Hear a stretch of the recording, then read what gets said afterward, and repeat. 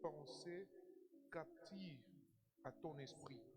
Accepte, ô Dieu, de pouvoir encore accomplir cela. Je demande que tout ce que tu as prévu pour la vie de ma soeur et de mon frère soit localisé. Et c'est là au nom de Jésus, nous avons ainsi prié et nous disons tous Amen. Est-ce que nous pouvons acclamer le Seigneur Jésus? Acclamons Jésus, acclamons le Seigneur, acclamons le Seigneur. Merci beaucoup. Gloire à Jésus. Reprenez vos places. Regardez votre voisin qui est à gauche ou à droite, excusez-moi, et dites-lui bienvenue dans la maison du Seigneur. Amen, amen. Dites aussi à votre voisin, votre voisine, soyez concentrés. Quand je dis vous soyez concentrés, je pense à Maman Messiane. Amen, amen. Hier, on discutait avec mon épouse, elle m'a fait rire. On t'a critiqué hier à la maison Messiane. Elle n'est pas la seule. En fait, on a une difficulté avec les portes. C'est le bruit. Maman, fermez bien la porte. Ok. Ah, excusez-moi. En fait, à partir d'ici, je vois comme si elle n'est pas bien fermée. Mais au-delà de ça, nos portes ici font beaucoup de bruit. Mais on va trouver un peu de solution. Malgré cela, j'aimerais vraiment nous signaler à tous, quand on est en culte, même si vous entendez la porte bouger, vous restez concentrés sur la parole. Amen, amen. Ok, regardez votre voisin de gauche et de droite. Dites-les que Jésus vous aime. Amen, amen. Alors, le Seigneur est merveilleux. Sans plus tarder, j'aimerais très rapidement présenter l'orateur de ce soir. C'est l'apôtre Kamba. Je l'ai présenté à sa première intervention. C'est un homme de Dieu. Il est basé en France, précisément à Lyon, où il bat un grand travail. Et il est le pasteur et visionnaire d'une grande communauté qui s'appelle les centres évangéliques La Perfection. Amen, amen. Et quand j'étais récemment en Europe, précisément en France, il a posé un acte qui m'a beaucoup touché, beaucoup. Vous savez, je ne savais pas que c'était une saison, il faisait très froid. J'ai trembloté quand on a parlé. Là, j'étais un invité, donc c'était les seuls frères avec qui je pouvais parler ouvertement. J'avais très froid. Et il a pris un beau manteau qu'il m'a offert, que je garde jusqu'à aujourd'hui. Amen, amen. Et c'est quand j'ai mis que je pouvais bien vivre finalement, parce que c'était très compliqué. Il faisait très, très, très froid. Hein, Papa Gilbert, chez vous là-bas, c'est compliqué. Alors, un homme dont l'Esprit du Seigneur m'a convaincu par rapport à l'apport, n'est-ce pas, qu'il a reçu de Dieu par rapport à cette église et la grâce que Dieu nous a octroyée. Il prêchait ici le vendredi où il était censé tirer son enseignement, mais faute du temps, j'ai entendu le Saint-Esprit me dire qu'il y avait des choses qu'il devait encore communiquer à l'église. Amen, amen. Et ici, j'aimerais dire à tous qui nous suivent en ligne ou même pour ceux qui nous suivent physiquement, cet enseignement s'attachera à votre vie, mais aussi vous aidera d'une manière ou d'une autre de rester effectif par rapport aux choses auxquelles Dieu vous attend. Amen, amen. Alors, vous allez m'aider à accueillir l'homme de Dieu, l'apôtre Kamba, pendant qu'il avance. On acclame pour Jésus-Christ, s'il vous plaît. Acclamons le Seigneur. Merci beaucoup.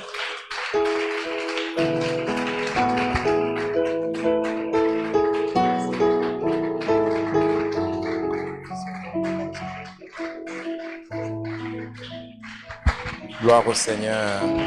Est-ce qu'on peut acclamer le Seigneur Jésus comme il mérite, s'il vous plaît? Waouh! Il est Dieu, il est Dieu, il est Dieu.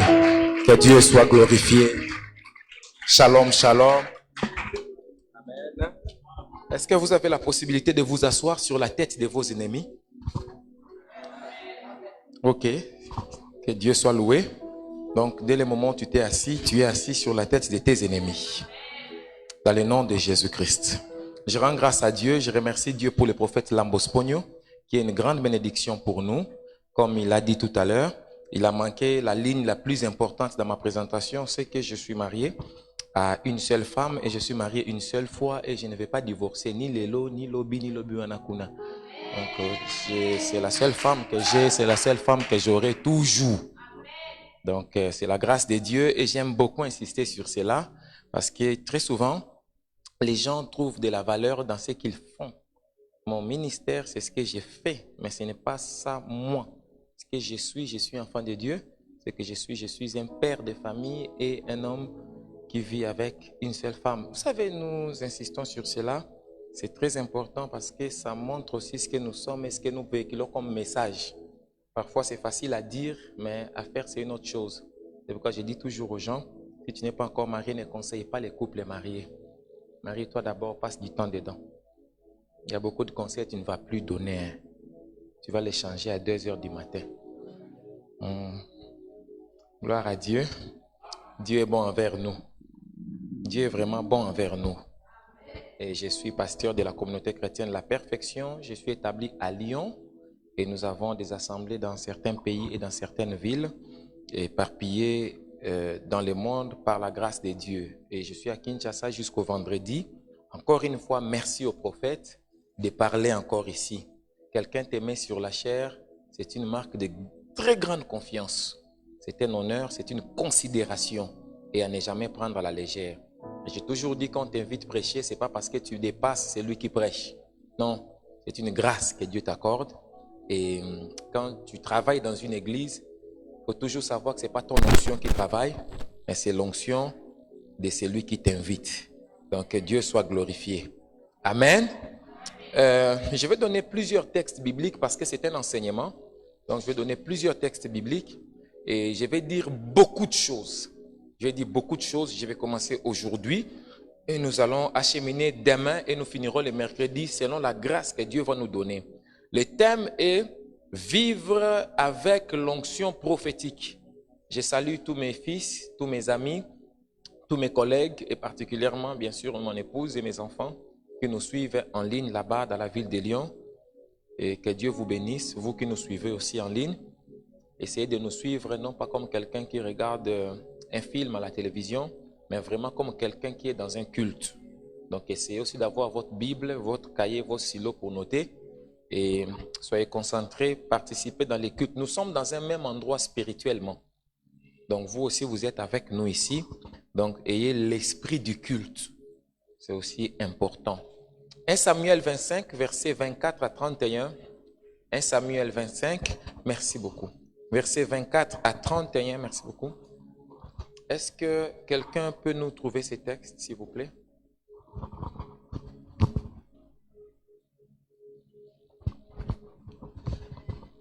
C'est un texte introductif qui va me permettre de dire une chose que le Seigneur avait mis dans mon cœur ce matin quand je me préparais pour venir chez vous. 1 Samuel, chapitre 25. Voilà, gloire à Dieu, j'y suis déjà. C'est l'histoire d'Abigaël qui va rencontrer David. Je vais juste prendre un verset, mais vous pouvez noter de 24 à 31. Gloire à Dieu, gloire à Dieu. Voilà, quand Abigaël va voir David, je prends le verset 28 et le verset 29. Pardonne, je t'ai pris la faute de ta servante, car l'Éternel fera à mon Seigneur une maison stable. Pardonne, car mon Seigneur soutient les guerres de l'Éternel, et la méchanceté ne se trouvera jamais en toi. Si s'élève quelqu'un qui te poursuive et qui en veuille à ta vie, l'âme de mon Seigneur sera liée dans les faisceaux des vivants auprès de l'Éternel ton Dieu, et il lancera du creux de la fronde l'âme de tes ennemis. Elle dit à David que ton âme sera liée dans les faisceaux des vivants. Faisceaux, vous connaissez les faisceaux, c'est quand une lumière sort et elle peut partir par plusieurs rayons et tous les rayons sont dans un même faisceau. Et ainsi, ce matin, quand j'ai médité et je me préparais pour venir ici, j'ai écouté quelque chose dans mon esprit que le prophète Lambos, nous sommes dans un même faisceau. Et ce que j'ai dit est lourd, a une grande portée et je ne le dis pas souvent.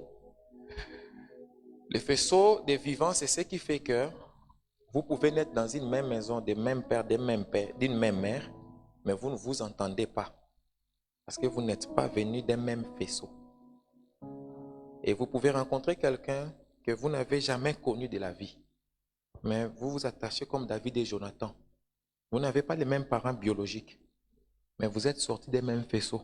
Mais seulement sur terre, vous êtes sortis dans des familles différentes. Mais là d'où vous venez des mêmes faisceaux.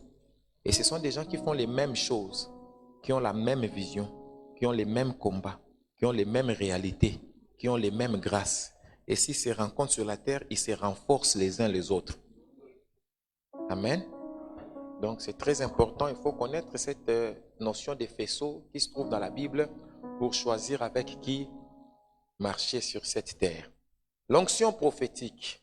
L'onction prophétique. L'onction prophétique, je vais essayer de définir rapidement les expressions et puis on va prendre le décollage. L'onction prophétique, c'est l'onction qui est rattachée à la prophétie. Ici, prophétique est le complément du mot onction. Prophétique est l'adjectif qualificatif qui fait ici fonction d'épithète de l'onction. L'onction prophétique, c'est l'onction des prophètes. L'onction prophétique, c'est l'onction qui coule là où il y a l'exercice de la grâce prophétique. L'onction prophétique a la nature du don spirituel, le don des prophéties, mais il a aussi la nature du ministère des prophéties, mais il a aussi une troisième dimension qui est la dimension de l'atmosphère prophétique. Il peut se trouver un endroit où il y a un prophète majeur, quelqu'un qui n'est pas prophète de ministère, mais qui peut être mu par cette atmosphère prophétique-là et il peut se retrouver en train de prophétiser, mais beaucoup de gens commettent des erreurs parce qu'il peut se croire que ça jaillit de lui et il va sortir de l'atmosphère et tu vois la chose s'éteint. L'onction prophétique, c'est la capacité liée à la révélation. L'onction prophétique, c'est l'onction qui pousse à prophétiser. On ne prophétise pas par les informations récoltées à gauche et à droite. On prophétise par l'onction prophétique. L'onction prophétique, c'est ce qui habite dans un prophète. Et cette église est dirigée par un prophète. C'est pourquoi je vais parler de comment vivre avec l'onction prophétique. C'est-à-dire comment tu peux vivre toi-même si tu as l'onction prophétique en toi, mais comment tu peux vivre si tu vis dans une atmosphère prophétique comme dans cette église. Comment vivre dans une église où ton pasteur est un prophète des ministères. Qu'est-ce que l'onction? L'onction, c'est l'action de frotter avec une substance liquide. L'onction, c'est l'action de frotter avec une substance liquide. Ça peut être avec l'huile, ça peut être avec l'eau. Mais du moment où on frotte avec cette substance-là, on oint. On peut oindre les humains, on peut oindre des animaux, on peut oindre des choses, on peut oindre des lieux. C'est ainsi que les ustensiles du tabernacle ou du temple devaient être oints avant d'être utilisés dans l'œuvre de Dieu. Pourquoi? Parce que l'onction est sacrée et on utilise l'onction pour consacrer. Et tout ce qui est sacré doit d'abord être consacré avant d'être utilisé au service sacré. Et ce qui est consacré est mis à part. Ce qui est consacré ne peut plus être touché par quelqu'un qui est externe du sacerdoce. Ce qui est consacré ne peut plus être touché par celui qu'on appelle un profane. Parce que si un profane touche ce qui est sacré, c'est-à-dire qui a été consacré par l'onction, il profane la chose. Il la désacralise, il la démystifie. Ce qui est oint appartient à Dieu. C'est pourquoi j'ai dit l'autre fois. Par exemple, les paniers de l'église, on ne peut pas l'acheter du magasin et l'amener directement commencer à utiliser dans l'église. Ça doit d'abord être mis à part pour l'Éternel. Quelqu'un d'autre va acheter une même forme de choses. Il mettra dans sa maison peut-être un bol pour des fleurs ou bien une poubelle. Mais dans la maison de Dieu, on a acheté au même endroit. Mais l'exercice spirituel qu'on a fait sur la chose la rend différente de ses frères avec qui ils sont sortis du même magasin, du même fabricant. Du coup, même lui-même qui l'a fabriqué ou le magasin qui nous l'a vendu ne peut plus y toucher n'importe comment. Parce Parce qu'on a déjà fait un exercice spirituel dedans. Pourquoi? Parce que tout ce qui est oint, tout ce qui est mis à part devient dangereux pour l'être humain lambda.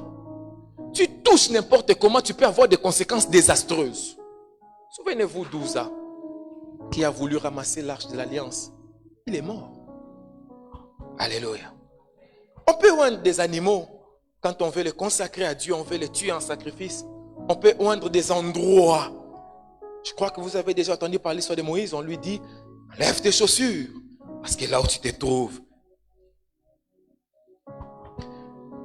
L'onction, c'est aussi la substance utilisée pour oindre.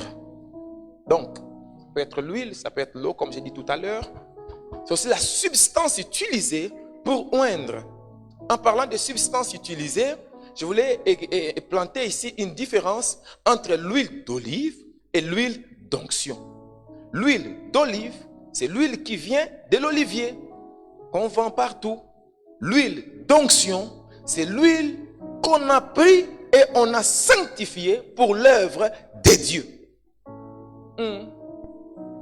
Donc, ça peut être la même huile d'olive. Mais dès le moment où on l'a mise à part pour Dieu, ce n'est plus l'huile d'olive, c'est devenu l'huile d'onction. C'est ainsi que tu ne peux pas venir réclamer tes offrandes, par exemple, ou tes dîmes, par exemple. Parce que dès le moment où tu l'as donné à l'église, où tu l'as donné dans les mains du pasteur, ce n'est plus de l'argent. Ça devient un animal que tu as tué et dont le sang a coulé.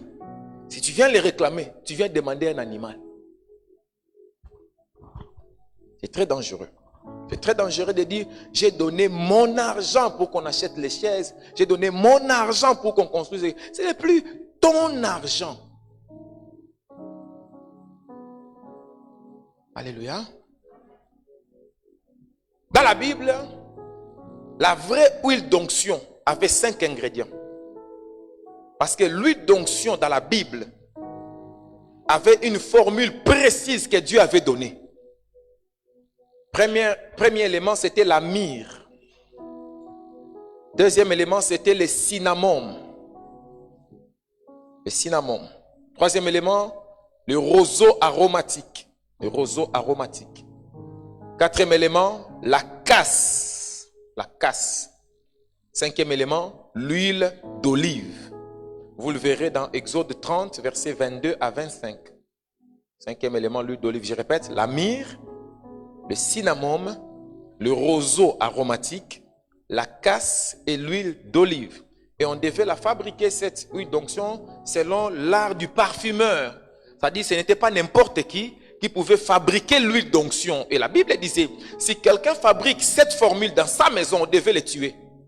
Parce que c'était une formule qui devait être fabriquée seulement dans la maison de Dieu et servir seulement au sacerdoce.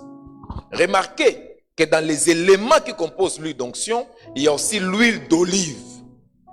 C'est-à-dire l'huile d'olive en elle-même n'est pas l'huile du sacerdoce. Mais nous l'utilisons aujourd'hui, nous la consacrons et nous la transformons en huile d'onction pour éviter aussi beaucoup de complications et aussi parce que nous sommes dans un ordre nouveau, dans une dispensation nouvelle où les choses sont spirituelles et les choses physiques sont souvent des symboles. Un autre élément dans mon introduction, on ne reçoit jamais l'onction sans but. Si vous lisez Luc chapitre 4, Jésus dit, l'Esprit du Seigneur est sur moi parce qu'il m'a oint pour. On reçoit toujours l'onction pour une tâche, pour une mission. On ne oint pas quelqu'un dans l'église parce qu'il a donné beaucoup d'argent.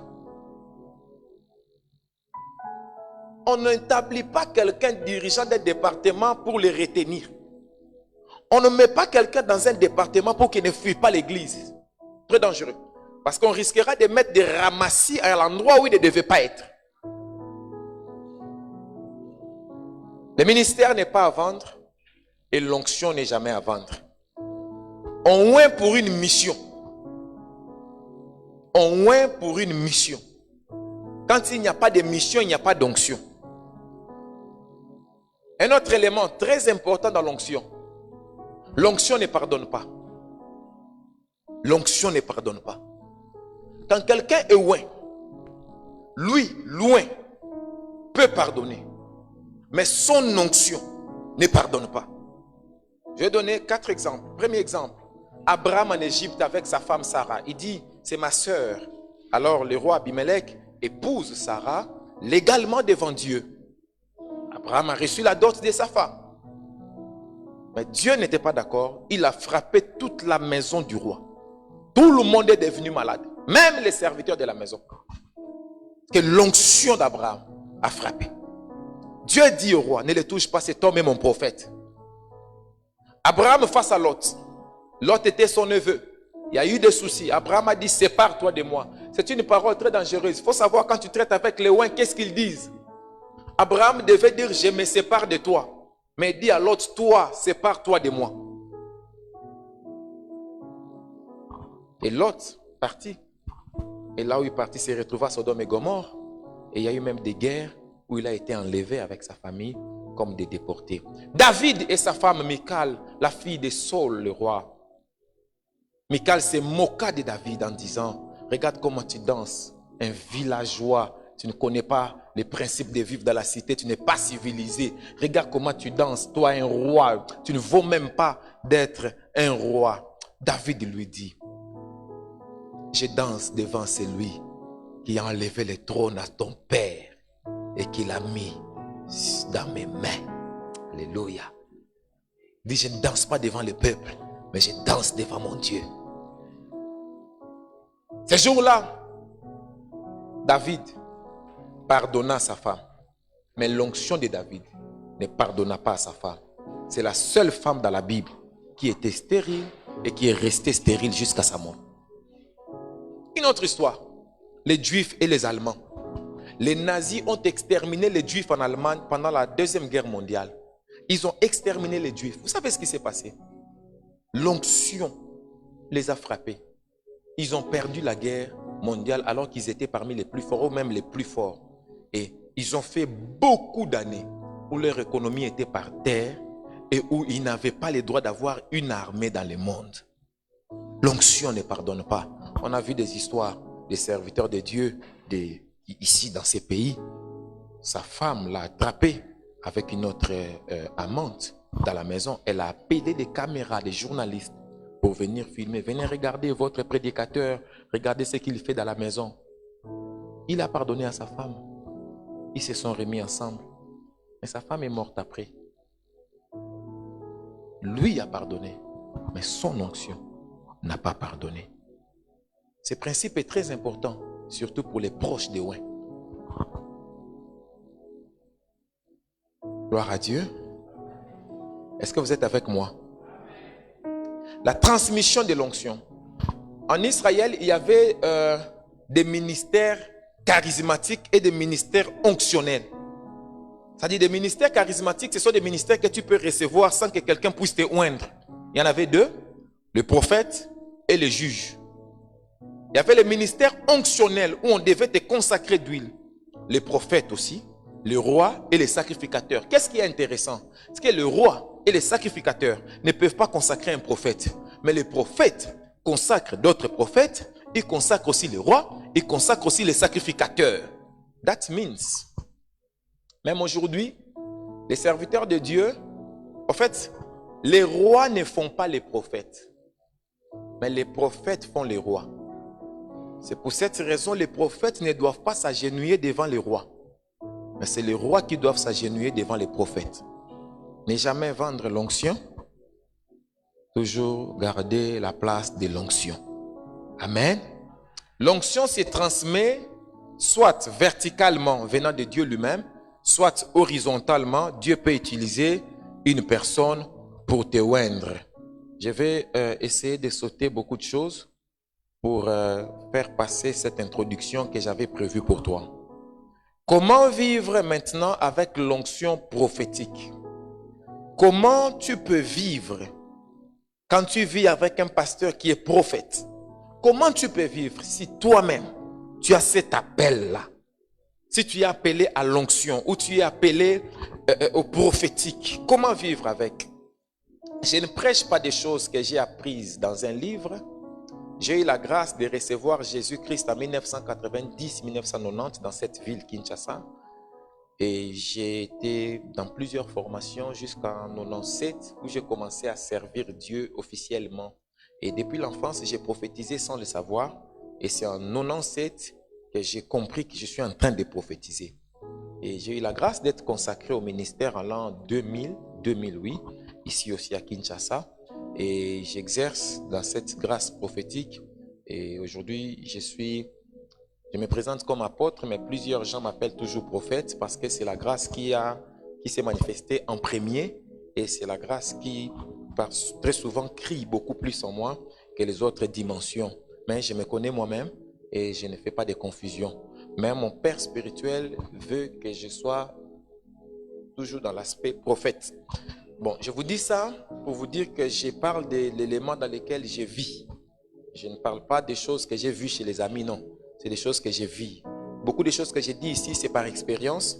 Et beaucoup d'autres choses aussi par l'étude biblique. J'ai eu la grâce d'étudier la Bible, de faire plusieurs fois la théologie, de devenir même professeur dans un institut théologique. Et on continue d'apprendre jusqu'à aujourd'hui. Je suis toujours étudiant, j'apprends et je continue d'apprendre.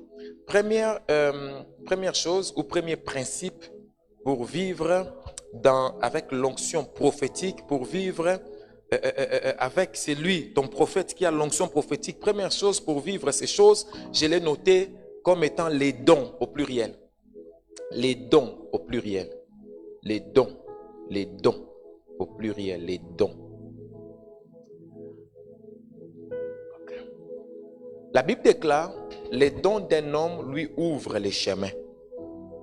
Les dons d'un homme lui ouvrent la voie. Quand on donne cette parole, il y a deux interprétations. La première interprétation, ce sont les dons comme étant les capacités que Dieu donne à quelqu'un. Ce sont les grâces que tu portes en toi. Ça t'ouvre des portes. Mais il y a aussi une autre interprétation qu'on ne touche pas beaucoup. Ce sont les dons que tu fais. Ça t'ouvre les chemins. C'est pour cette raison, il ne faut jamais rencontrer une autorité main vide. Jamais. Quelqu'un qui est ton supérieur, il ne faut jamais les rencontrer main vide. Il ne faut jamais rencontrer un serviteur de Dieu main vide. Même si tu les rencontres dans la rue, ce n'est pas par hasard que Dieu l'a mis sur ton chemin ce jour-là. C'est un ange de Dieu. Tu ne sais pas qu'est-ce qu'il a apporté pour toi. Sème quelque chose dans sa vie. Même un franc, sème quelque chose dans sa vie. Refuse que les prophètes viennent dans ta maison et qu'ils partent sans même quelque chose. Parce que tu ne sais pas pourquoi Dieu l'a bougé ce jour-là. Un vrai prophète ne se déplace pas seul. Il y a des armées des anges avec lui. Tu ne sais pas quel ange Dieu voulait t'amener chez toi ce jour-là. Parfois, les prophètes peuvent ne pas prophétiser pour toi. Mais peut-être c'est la sémence que tu peux mettre là qui va prendre quelque chose qui était en lui et ça reste chez toi. Je le répète, ce n'est pas un accident de rencontrer les prophètes au magasin ou au supermarché. Ce n'est pas par hasard. Il n'y a pas de hasard dans ce monde où nous vivons. Dieu a un plan. Chaque fois que tu rencontres ton prophète, Dieu a un plan. Dieu veut faire quelque chose. Parfois même lui-même, le prophète ne sait pas ce que Dieu va faire avec toi de cette rencontre-là. Mais toi, tu dois avoir la connaissance et saisie. Les dons d'un homme lui ouvrent les chemins. Plusieurs hommes se sont mariés avec des femmes qui ne les aimaient pas avant. Mais ils ont fait des dons à cette femme-là. Jusqu'à ce que ça a ouvert les cœurs de cette femme-là. Les dons d'un homme les font asseoir parmi les rois. Ça veut dire quoi? Aujourd'hui, le gouvernement est sorti.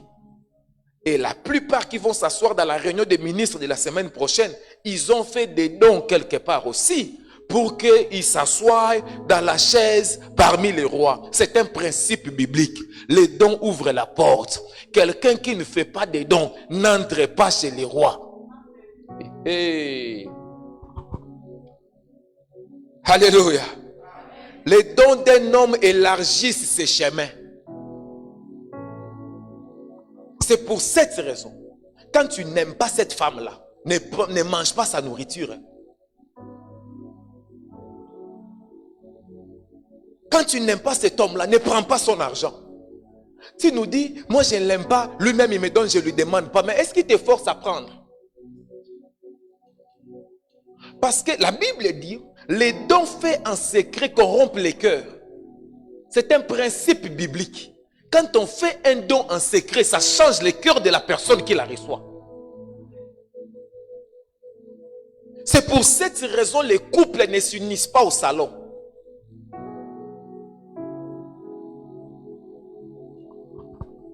Ces histoires de mariage, c'est comme la sorcellerie.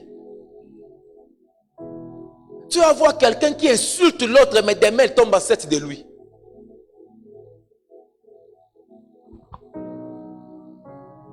Le don fait en secret.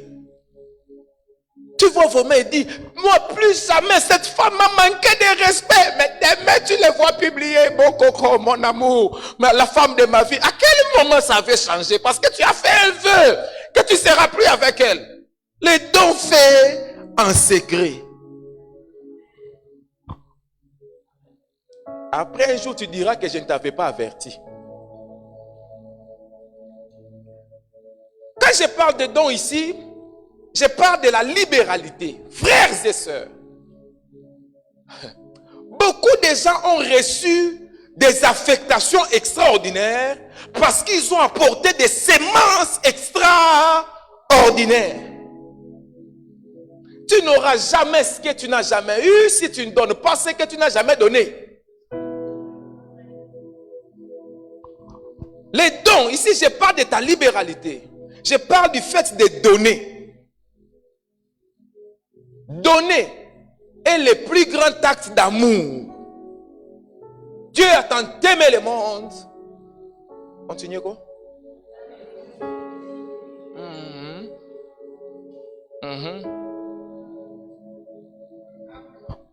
Donner est un acte d'amour.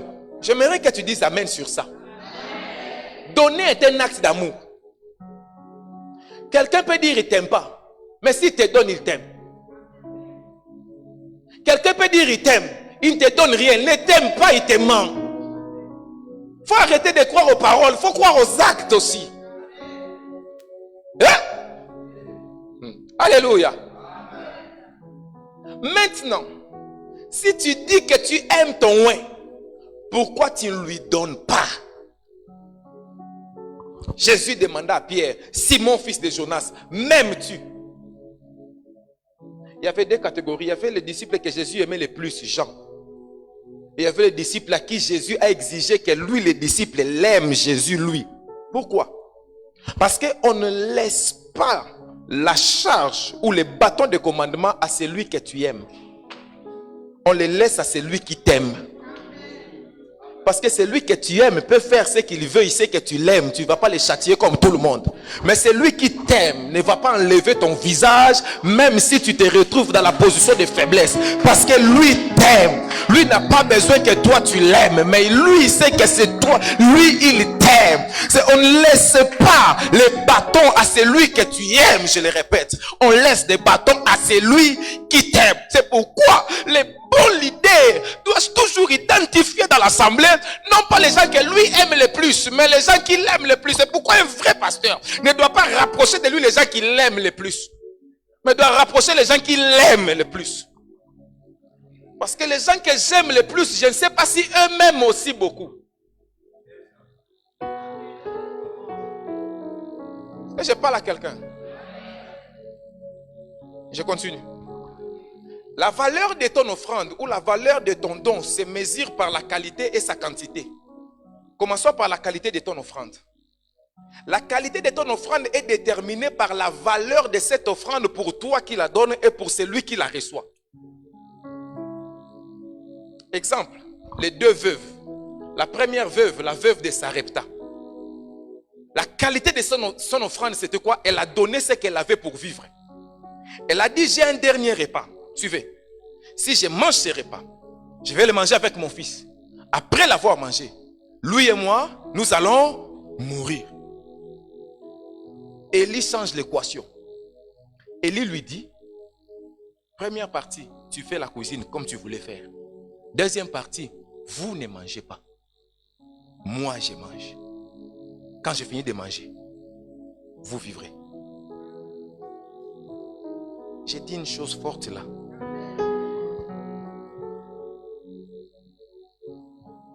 Deuxième veuve, c'est la veuve du Nouveau Testament quand Jésus contrôlait les offrandes.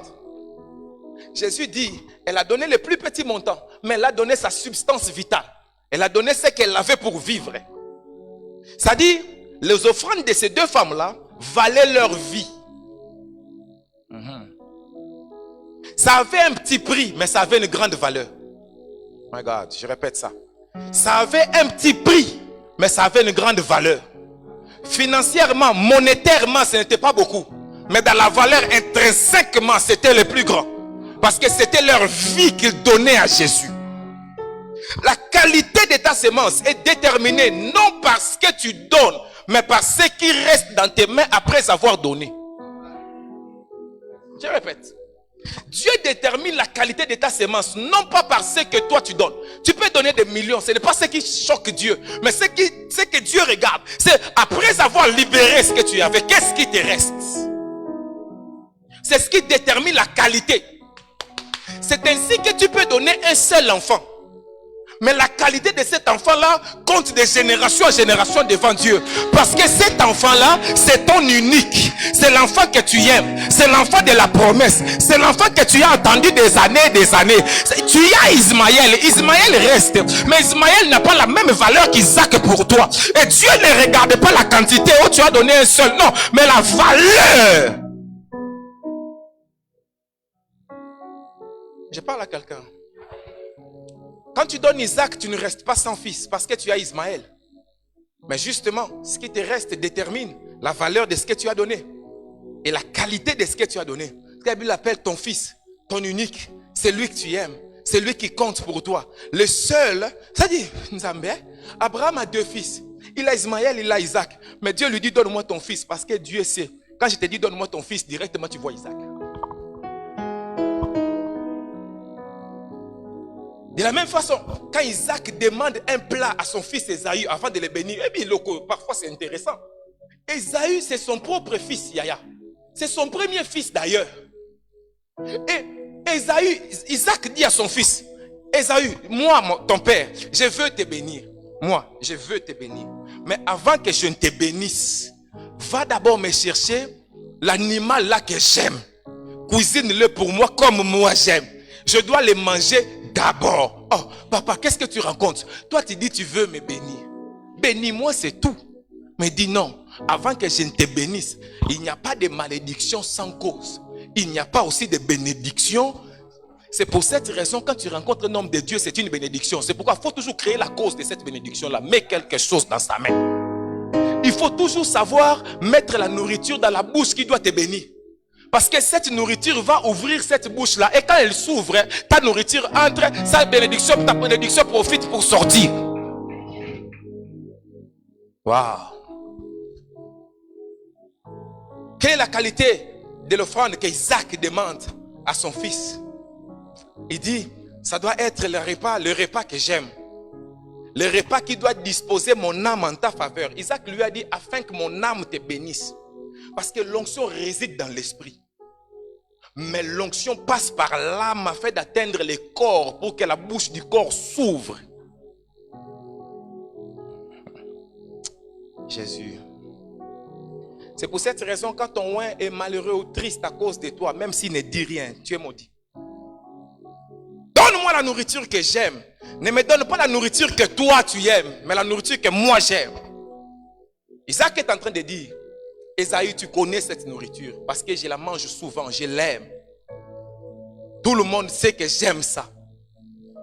Et tu dois savoir maîtriser cette nourriture que j'aime pour que parce que le jour où je te la demanderai. Ici, j'ouvre une parenthèse pour dire ceci. Il y a une dimension, Yaya, où c'est toi qui donnes selon ce que toi tu sens que je peux donner. Mais il y a une dimension où on te demande une chose précise. Et ça, ce n'est pas tous les jours. Ça, c'est le jour où on veut relâcher la chose pour toi. C'est l'erreur que beaucoup de gens commettent. S'ils vont chez les féticheurs, c'est tout à fait normal pour eux que les féticheurs lui disent « Amène-moi 1000 € avec une chèvre, avec 2 poulets, avec 3... » Normal pour lui, il amène.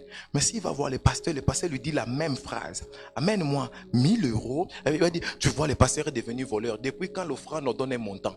Mais si les féticheurs lui demandent, c'est la même chose, il accepte. Parce que les gens croient plus en Satan qu'en Dieu.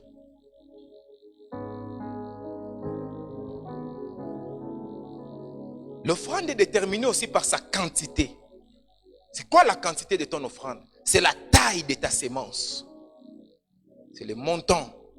C'est le prix financier que tu as déboursé pour avoir la chose. C'est le nombre de choses que tu as donné. C'est la fréquence du don. This is very important. La fréquence du don. Beaucoup de gens échouent parce qu'ils font une seule fois et ils s'arrêtent là. Anne apportait l'offrande chaque année pour l'enfant. Mais elle n'avait pas l'enfant la même année. Mais chaque année, elle rapportait l'offrande à la maison de Dieu pour l'enfant.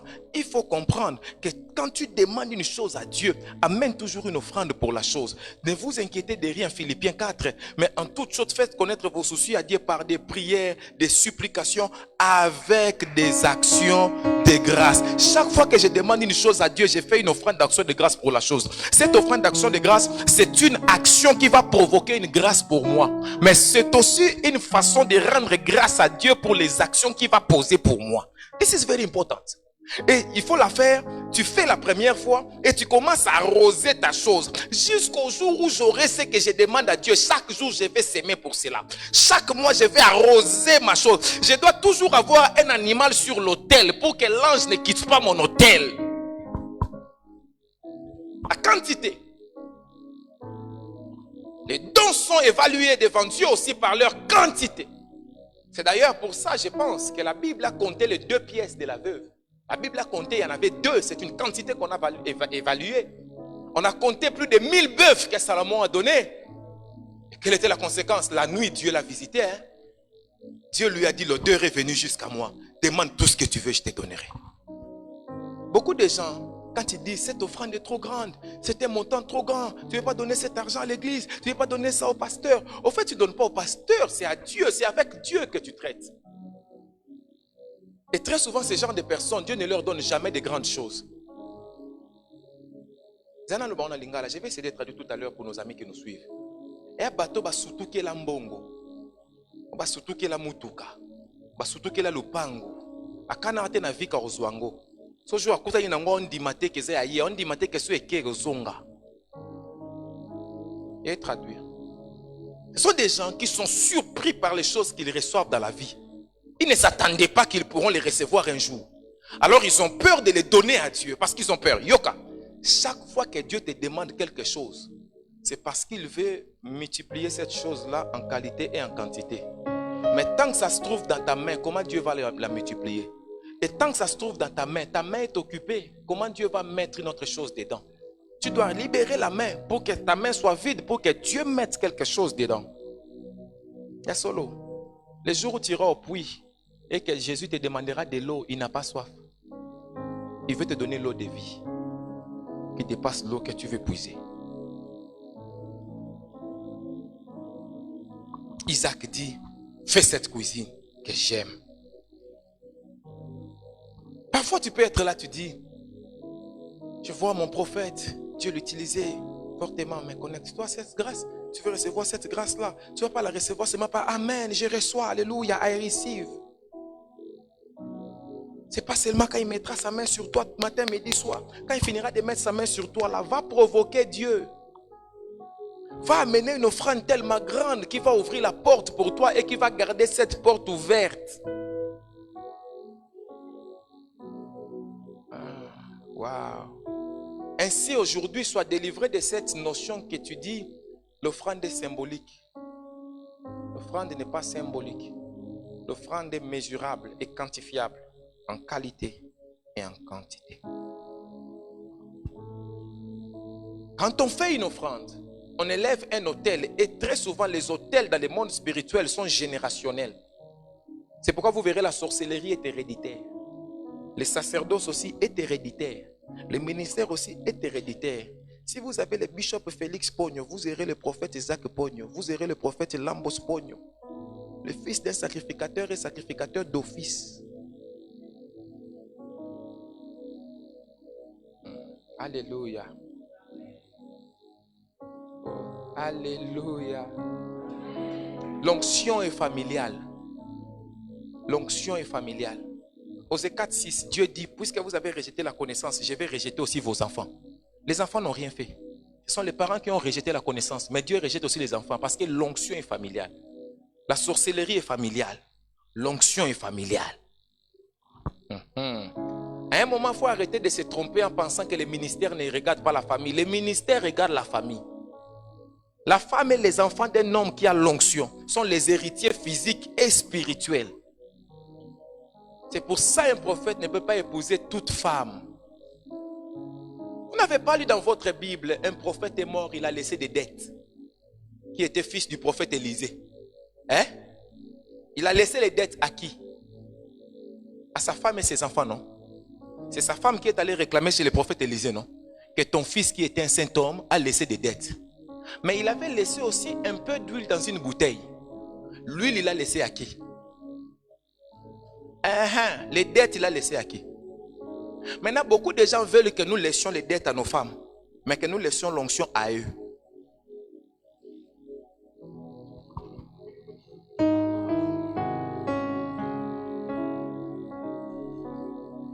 C'est vrai, non? Tu veux l'onction de cet homme-là, prends aussi ses dettes. Celui qui hérite ses dettes va hériter aussi son onction. Celui qui paye ses factures va hériter aussi son onction. Celui qui paye le loyer de son église va hériter aussi de son onction. Celui qui achète son église va hériter aussi de son onction. Il n'y a plus d'amen. C'était pour dire, si tu ne sais pas donner, il ne faut pas chercher à recevoir. Ne fais jamais l'œuvre de Dieu avec l'option recevoir. Fais l'œuvre de Dieu avec l'option donner. Donne chaque jour. Dans ma maison, on n'a pas de caisse dans la maison. Si tu viens nous cambrioler, tu ne vas pas trouver l'argent. Quand nous avons l'argent, nous sèmons. Nous sommes des grands sémeurs. Nous sèmons. C'est ainsi que je ne peux pas vivre pauvre. Et je ne peux pas mourir pauvre, ni mes descendants. Pour dire, j'étais juste, j'étais jeune, j'ai vieilli. Je n'ai jamais vu les justes abandonnés, ni ses enfants mendier leur pain. Mais c'est parce que les justes, là, étaient un sémeur. C'est pour ça que je ne peux pas mourir sans huile. Ta nourriture, c'est ton présent. Ta semence, c'est ton avenir. Il faut mettre la nourriture dans l'assiette et mettre la semence sous la terre. Il faut arrêter de mettre la semence dans l'assiette. Parce que si tu mets la semence dans l'assiette, tu l'envoies aux toilettes. C'est pourquoi quand tu récoltes, tu as 3 catégories de récoltes. La mauvaise qualité, la moyenne qualité et la meilleure qualité. La meilleure qualité, il ne faut pas la manger parce que tu l'envoies aux toilettes. La meilleure qualité, il faut la ressemer pour que la prochaine récolte soit meilleure. La moyenne qualité, il ne faut pas la manger. La moyenne qualité, il faut la conserver, économie. Tu vas consommer plus tard, mais à moyen terme. Et la mauvaise qualité, c'est ce qu'il faut manger. Très souvent, tu fais l'inverse. Et je communique avec quelqu'un. Alléluia. Oh, alléluia. Un jour, le prophète Jérémie Omoto au Nigeria est allé saluer le prophète Tibi Joshua. Jérémie Omoto est connu dans le monde entier. Il est allé voir Tibi Joshua seulement pour dire bonjour prophète, avec une offrande de $25,000.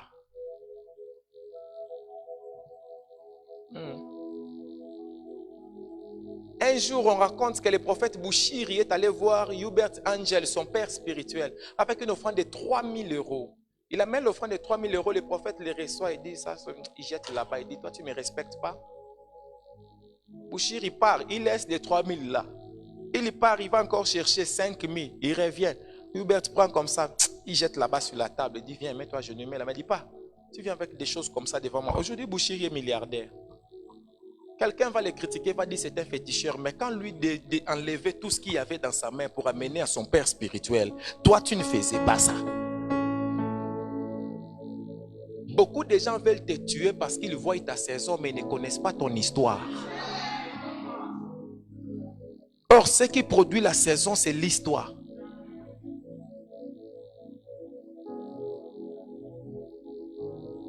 Dans l'histoire, il y a les passés.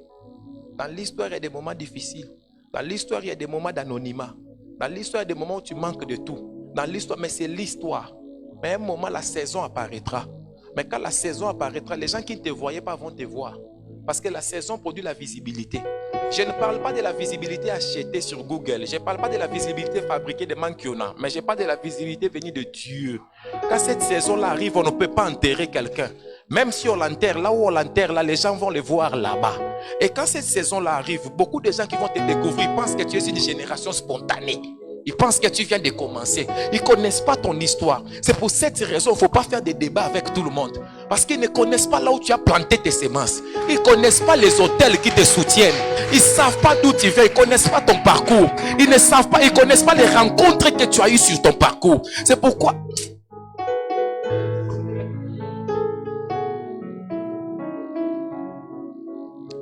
Alléluia. J'ai eu envie de poser une question aux gens qui jeûnent beaucoup et qui prient beaucoup mais qui ne s'aiment pas. Tu seras rempli d'onction mais pauvre et malheureux. Après tu vas dire les autres ont des fétiches. On n'a pas de fétiches. On est des sèmeurs.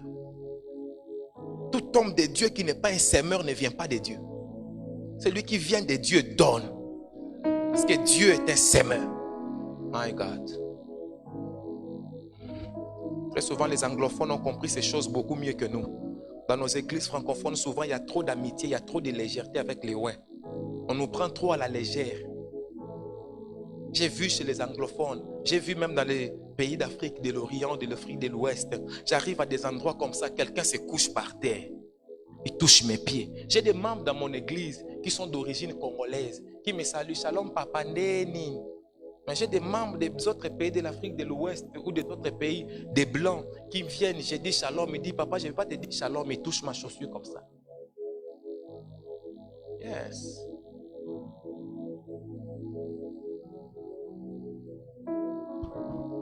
Parce que ce que tu apportes dans la main d'un homme est déterminé aussi par la valeur que tu lui donnes.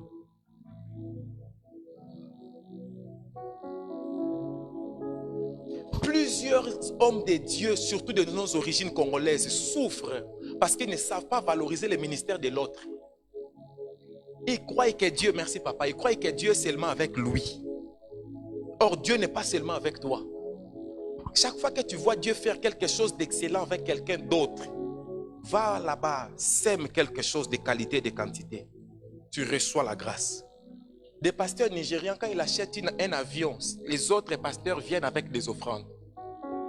Et tu vois demain, lui aussi, il achète l'avion. Parce qu'en apportant cette offrande-là, il a ouvert une porte. Mais chez nous, si tu achètes l'avion, les autres pasteurs commencent à t'insulter sur la chair.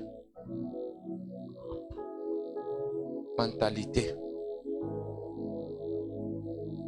Élisée était plus éduqué qu'Élie. Élisée était plus âgé qu'Élie. Élisée était plus riche qu'Élie. Élisée était plus civilisé qu'Élie. Élisée habitait à Gombe. Élie venait du village. Mais quand Élie est venu avec les manteaux, il a jeté sur Élisée. Élisée a regardé ce jeune homme. La Bible dit il a tué tous ces animaux. Il avait une entreprise. Il a tué tous ces animaux. Et il a sacrifié. Il a fait une offrande de ces animaux-là. Il a suivi Élie. La culture de l'offrande doit changer dans nos vies. N'est pas venir vivre avec l'onction prophétique avec des miettes. Il ne faut pas aller à l'église comme si tu ne savais pas qu'on met des offrandes à l'église. Parfois ton prophète peut te demander une offrande précise. Comme Isaac, fais-moi la cuisine que je veux. Waouh. Ça m'est déjà arrivé de rencontrer un père. J'étais parti le voir, je crois j'avais 3500 €, je crois. Il dit ça c'est mon offrande. Il a ri. Il a dit tu ne me respectes pas. Rentre, amène-moi 10 000 €. Je n'avais pas ça. J'ai tout fait avec ma femme. J'ai pris 10 000 €. Je suis allé à la CB. J'ai amené l'offrande. J'ai dit papa, voici l'offrande que tu m'avais donnée. Je me suis agenouillé pour prier. Il a dit tu étais venu acheter la prière. Parce que les gens croyaient que son offrande lui donne droit à la prière. Tu as droit à la prière même sans l'offrande. Parce que la prière n'est pas à vendre. Mais ton offrande, c'est toi-même, tu veux aller quelque part où tu ne pouvais pas aller sans sacrifier quelque chose. Il n'a pas prié pour moi. Je suis parti. Mais j'ai eu ce que je voulais. J'ai eu ce que je voulais. J'ai eu ce que je voulais. J'ai eu ce que je voulais. Alléluia. Alléluia. Oh, alléluia. La dimension que je cherchais, je l'avais eue ces jours-là. Et je l'ai vécue. Et à partir de ces jours-là, 10 000 euros, c'est pas beaucoup. C'est pas beaucoup. En décembre de l'année 2019, j'ai fait une offrande de ma voiture qui coûtait autour de 35 000 euros à l'église. Les gens ont dit non. Non, qu'est-ce que tu fais? J'ai dit, je connais Dieu. Si je ne suis pas un semeur, je suis un escroc. Parce que je prêche ces choses, je dois les pratiquer. Et avec cet argent-là, j'ai acheté l'écran géant, j'ai mis dans l'église. J'ai mis cet écran géant-là. Dieu m'a donné notre voiture. On m'a dit que ça coûtait autour de 58 000 euros. Je ne sais même pas. Ne force pas. Ne cherche pas. Ces principes marchent. Je ne vais pas vous prêcher parce que je vais faire un appel de fonds. Je ne vais pas faire un appel de fonds. Quand je viens vous prêcher là, je ne cherche pas l'argent. Je ne prêche pas pour l'argent. Si c'est pour l'argent, Dieu sait me le donner. Ce n'est pas dans l'église qu'on le cherche, l'argent. Ça ne veut pas dire que je vais refuser votre offrande du prophète. Je vais la recevoir et je vais compter. Parce que je verrai aussi la considération que votre prophète me donne. Non. Mon merci. Aujourd'hui, je m'arrête là.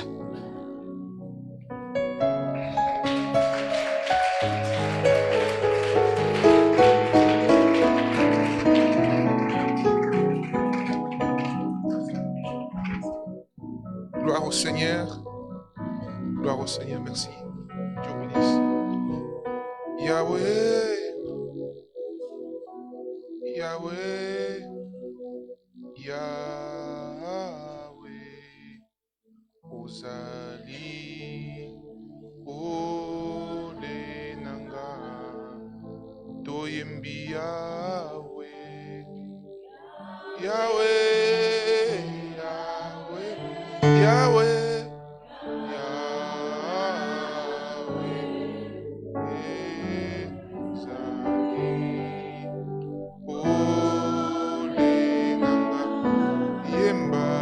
Zampo ulenanga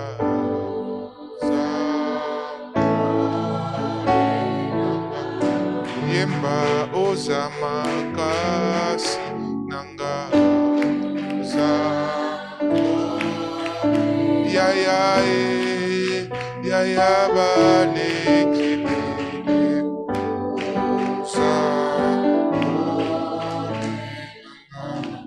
Nous allons prier le Seigneur par rapport à cet enseignement qui vient de nous être donné.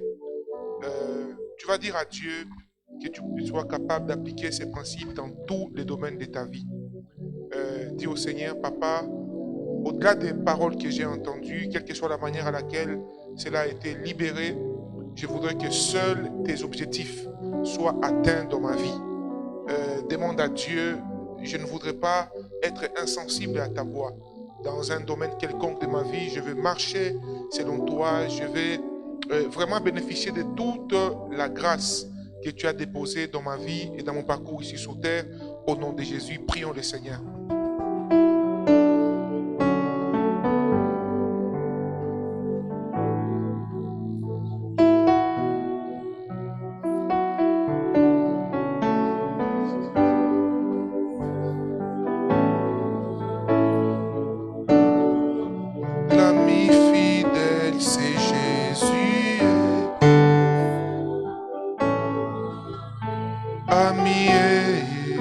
L'ami fidèle, c'est Jésus.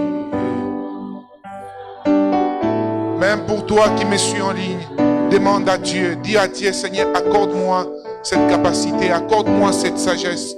Donne-moi de mettre ta parole en pratique. Donne-moi, n'est-ce pas, de bénéficier de ta grâce, de ton onction, de ta puissance. Aide-moi à marcher fidèle à toi, à rester attaché à toi.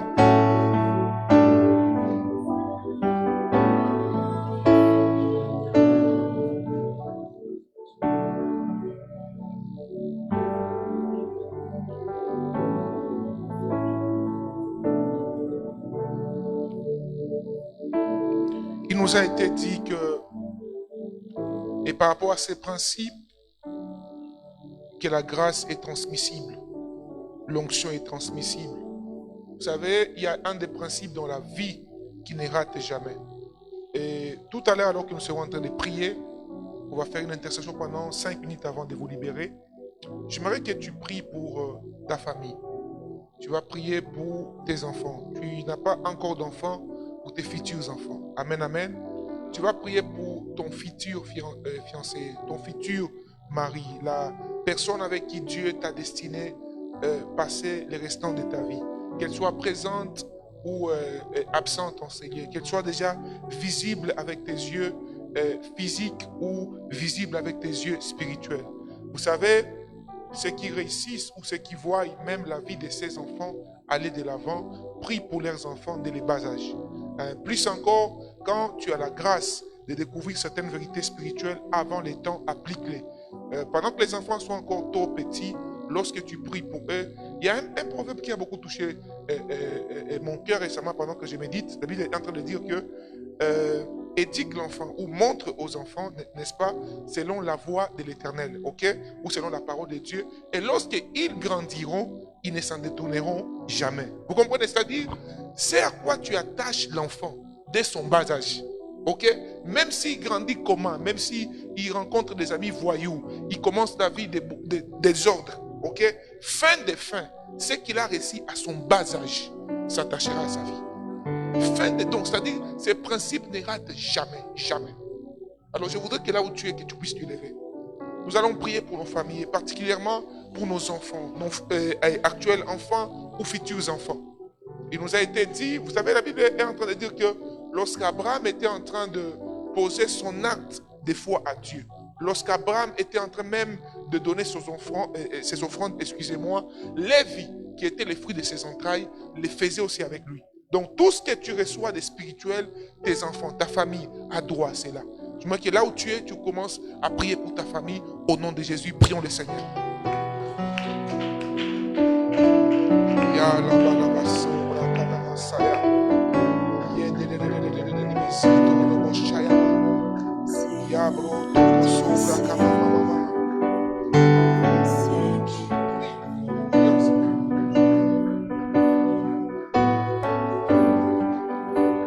Que tout le monde prie, s'il vous plaît. Les musiciens, protocole, priez pour le Seigneur. Seigneur, je viens te consacrer ma famille. Je te consacre ton église. Je te consacre ces frères ou cette sœur qui me suit en ligne. Je viens abandonner entre tes mains tout ce qui est attaché à ma vie, à la vie de mon frère ou de ma sœur. Je te consacre mon amoureux, je te consacre mon amoureuse, je te consacre mon Dieu, mon roi, tout celui qui est attaché à ma vie, au nom de Jésus-Christ.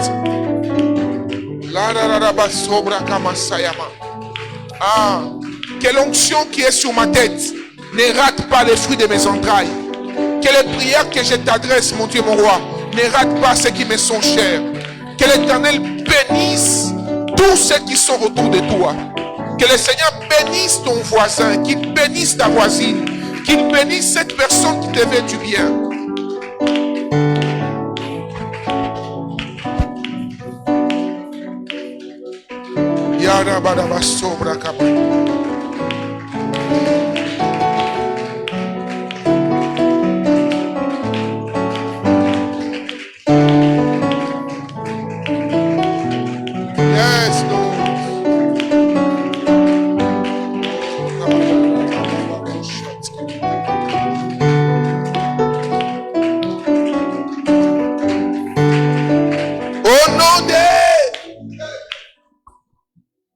Levons nos mains, s'il vous plaît, alors que nous sommes debout. Levons légèrement nos mains et nous allons faire cette déclaration ensemble. Seigneur Jésus, j'ai entendu ta parole. Je crois en la puissance de ta parole. Et je crois que tout est possible à toi et à celui qui croit. Et ce soir, je crois que mon destin s'accomplira. Que ce que tu as prévu pour ma vie s'accomplira. Je demande au Père que ton huile descende sur moi. que l'onction descende dans ma vie. Afin que là où je devais fournir plusieurs efforts, que ton onction me précède. Au nom de Jésus-Christ, j'accomplirai ce que personne n'avait jamais accompli avant moi. J'accomplirai ce que personne dans ma famille n'avait jamais accompli avant. J'amènerai les noms de ma famille là où personne n'avait jamais amené. Au nom de Jésus-Christ. Prenons nos mains, s'il vous plaît, posons-les sur nos yeux. Tiens juste tes yeux, s'il vous plaît.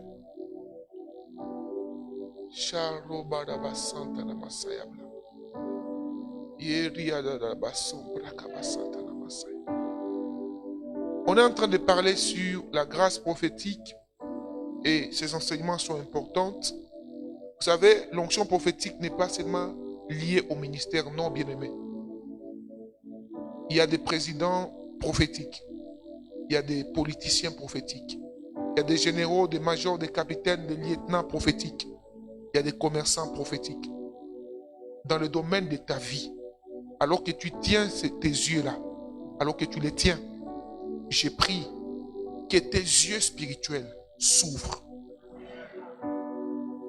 J'ai pris au nom de Jésus-Christ de Nazareth que Dieu t'ouvre les yeux sur la réalité spirituelle de ta vie. Que tu comprennes et que tu reçoives la révélation de ce qu'il faut que tu fasses pour vivre la puissance de Dieu dans ta vie. À partir de cette nuit, aujourd'hui, demain alors que nous sommes en train de continuer avec ces enseignements, jusqu'à mercredi alors que nous sommes en train de clôturer, j'ai pris que Dieu te donne des orientations claires au nom de Jésus-Christ. Il y a des gens ici, Dieu m'a dit de vous dire, vous êtes en train de traverser des moments où Dieu vous a révélé à un moment que ce qui vous combattait n'était pas loin de vous. Et alors que je parle, je pense à une histoire que moi-même j'ai traversée à une saison de ma vie. Voici ce que Dieu me dit de vous dire. Il vous accorde la victoire. Ces ennemis proches, ces ennemis des maisons, ces ennemis qui ont été amis à vous et maintenant qui essayent de vous combattre, Dieu est en train de vous imposer sa délivrance. Alors que je parle, il y a quelqu'un dans le travail que tu fais. Dans le travail que tu fais, je veux... Alors que nous avons tous nos yeux fermés.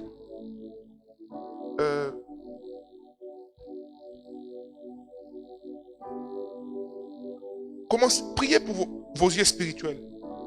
Priez pour vos yeux spirituels. S'il vous plaît, continuez à prier.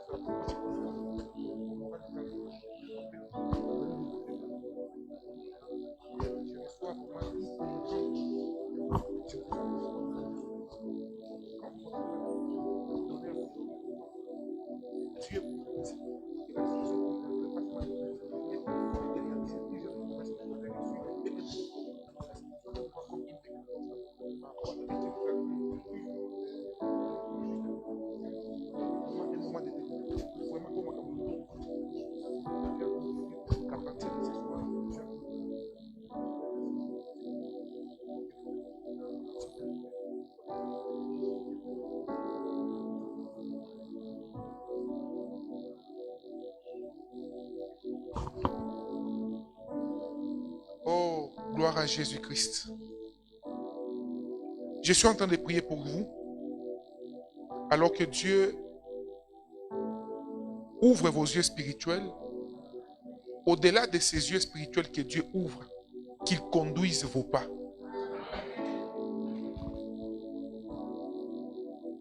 Trois jours, c'est très peu pour comprendre le mystère de ce que nous pouvons bénéficier par rapport à une grâce de Dieu.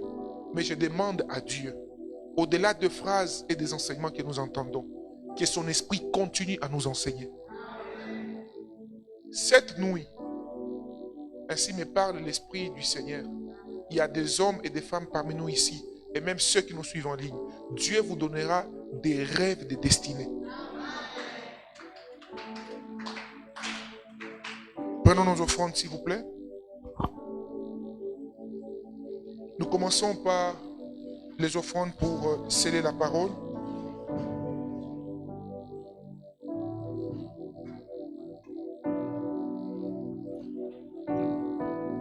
Avancez avec et vous déposez dans les paniers, s'il vous plaît.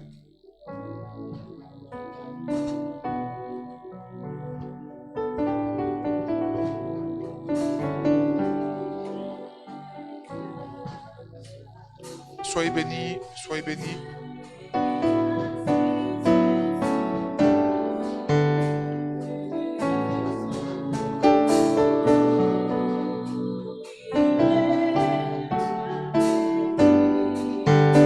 Soyez bénis, soyez bénis, soyez bénis.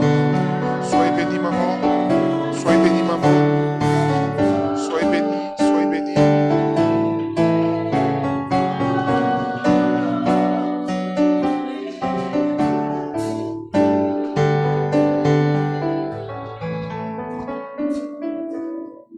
Gloire au Seigneur. Alors, très rapidement, nous demandons au protocole de passer avec le panier pour l'offrande du fonctionnement de l'Église.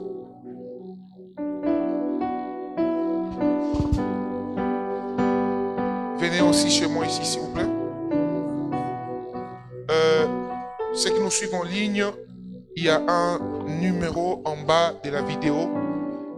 Envoyez vos offrandes ou encore, il y aura des indications au-dessus de la vidéo. Vous envoyez par les liens ou chez la sœur Stella. Et cela nous parviendra pour l'œuvre du Seigneur. Que Dieu bénisse. Vous pouvez arrêter les lives. On se fixe rendez-vous demain par la grâce de Dieu.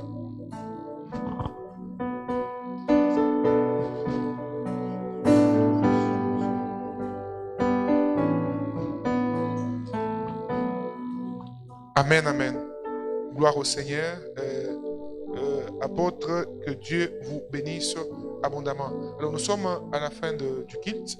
On a déjà arrêté les lives, c'est bon?